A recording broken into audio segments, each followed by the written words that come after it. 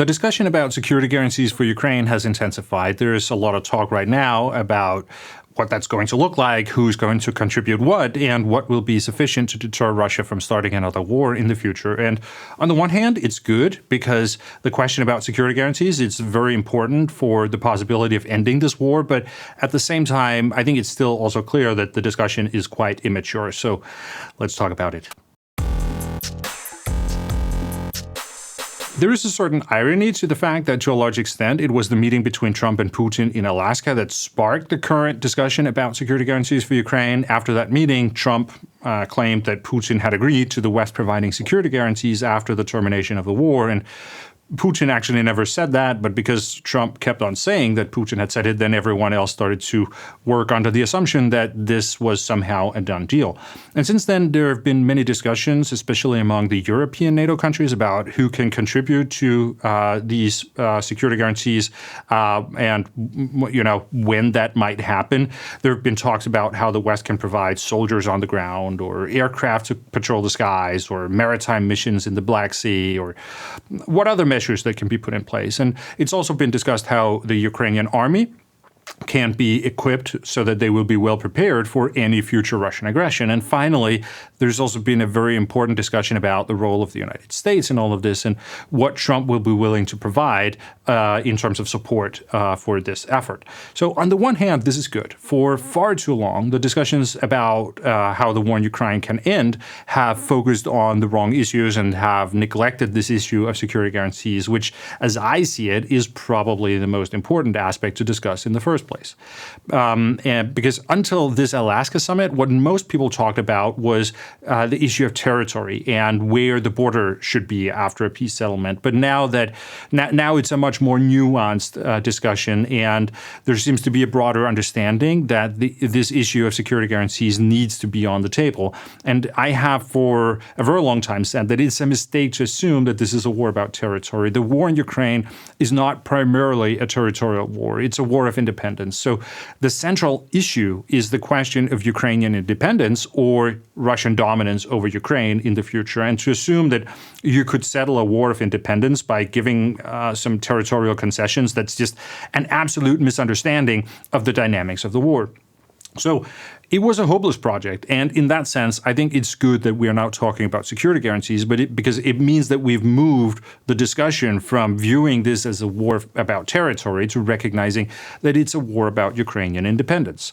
But on the other hand, I also think it's evident that it's still a quite immature discussion that we have about these security guarantees. And the problem is that the war in Ukraine is still seen in isolation from the broader issues of European security. It still frames the question as an isolated Ukrainian problem that is somehow compartmentalized or distinct from the challenges that are facing the rest of Europe. But having a discussion about Ukraine security without addressing the broader issues of European security, it just seems detached from reality, right? Ukraine has security issues, but they're not alone, right? The question about how to deter Russia from aggression is something that many countries in Europe are currently grappling with. And I think it's very important that we don't fall into the trap of seeing these as separate issues. And that is unfortunately what still seems to be happening in the discussions about the coalition of the willing and how European countries can support Ukraine. So what I mean by this is that Europe is basically in a situation where the foundation of our security, which has existed since the Second World War, has fallen apart. Traditionally, it's been the United States that has provided the necessary deterrence to prevent first Soviet and then Russian aggression. And now it's pretty clear that the United States is not going to play that role going forward. We cannot trust Donald Trump. And after Donald Trump, we cannot trust the United States to again have the necessary commitment to providing this security in Europe. And this means that we in Europe have a huge problem right now as we try to figure out how we can establish sufficient military deterrence to prevent a war with Russia in the coming decade.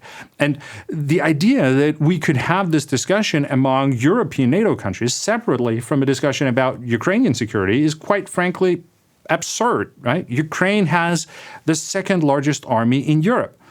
Russia's number one, Ukraine is number two. So among the countries that we could meaningfully ally with, Ukraine has the strongest army. It's much larger than the German army, the French army, and the British army, right? So it's crucial that we don't fall into this trap of assuming that we in Western Europe are somehow stronger than the Ukrainians, or that we would be able to do better than they can because we're not stronger than them.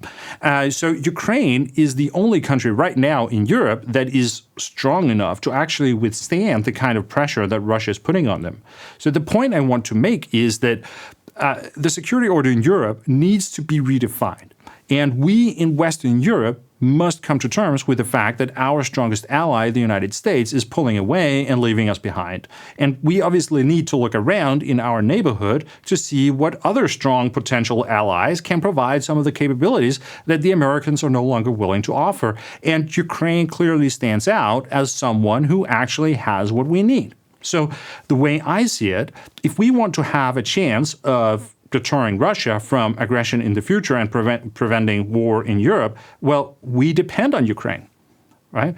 We need Ukraine to be on our side. That's why it's so important for us to help Ukraine ensure that they don't lose this war, right? But we also need to start thinking about how we will rely on Ukraine's position and their army for our security once this war is over. And that's why I think this discussion that we're having is still not sufficiently developed. Like, we've made some progress because we've now moved from seeing this, the war in Ukraine as being a war about territory to recognizing that it's a war about Ukrainian independence. But we still have not made the final and necessary step of understanding that this is a war about European security as a whole. So to break this down a little bit, and to make it more specific what I'm thinking, then I believe it's important that we elevate the discussion from how the Western countries can help Ukraine fight a future war that is localized in Ukraine and contained there, both because the Ukrainian army is already the largest army in Europe, so the idea that us sending 10 or 20,000 soldiers would make a big difference is quite silly, but more importantly, because we need to have conversations about how to ensure that when Russia looks at Europe from the outside, what they see is one giant coherent front line that stretches from Norway in the north and all the way through Ukraine to the Black Sea in the south, right? This is the type of European security structure that I'm talking about. If we can present Russia with a front line like that, which also includes the second largest army in Europe on the other side, then we're seeing the contours of something that might actually work in terms of providing the sufficient deterrence to prevent a war.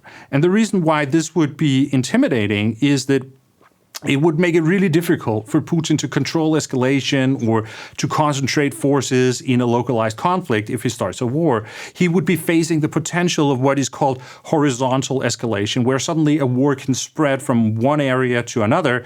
And right now, Russia is fighting a war in Ukraine. So it has prioritized its forces in this area. But if they were also facing a threat that could mean that they could be attacked from, say, airstrikes from Finland, right? They would need to allocate many more soldiers and resources to defending that area as well. So this would mean that they would have fewer resources in Ukraine. That is what horizontal escalation or the threat of horizontal escalation can do, right? And it would also work the other way. Having Ukraine included in this type of security structure as an ally of the Western countries would make it really challenging for Putin to try something in Finland or the Baltic states, right? He would face the threat that the Ukrainians could suddenly start pushing Russia in another area, right? This might be the situation where suddenly the Ukrainians decide that now is the time to take back the Donbass. So he wouldn't be able to allocate all those forces to the invasion of Latvia that he has in mind. Right? These are the types of dilemmas that Europe will need to figure out how we can present to Putin if we want deterrence to work. So this is what I mean, that a more mature discussion wouldn't just focus on security guarantees for Ukraine. It should be about creating an entirely new security structure for Europe. Right? This structure would recognize that it's not just Ukraine that needs help with security guarantees that the Western European countries can provide, but that Western Europe also depends on Ukraine. That our security actually depends on us being allies with Ukraine in the future if we want to deter Russia from aggression in a time when the United States is unwilling to provide that security. So it's a good start. of that discussion that it's moved from being about territorial concessions to now being about security guarantees, but it needs to move further. It needs to be about broader European security, where Ukraine is also seen as a provider of security to the rest of Europe and not just the other way around. Like, this will probably require Western European soldiers on the ground in Ukraine as a kind of tripwire force, but just as much, it would probably require Ukrainian soldiers in other European countries as well as a tripwire force there, right? So there are these discussions that we need to have, how Ukraine and the current NATO countries can work together to deter Russian aggression against everyone in the future. Okay, I will end this discussion here. If you found the video helpful or informative, then please give it a like. And also remember, you can subscribe to the channel and click the bell icon, that you will get notifications when I upload new videos. And if you want to support this channel, you can gain access also to some bonus videos if you subscribe to my newsletter at www.logicofwar.com. Thank you very much for watching, and I will see you again next time.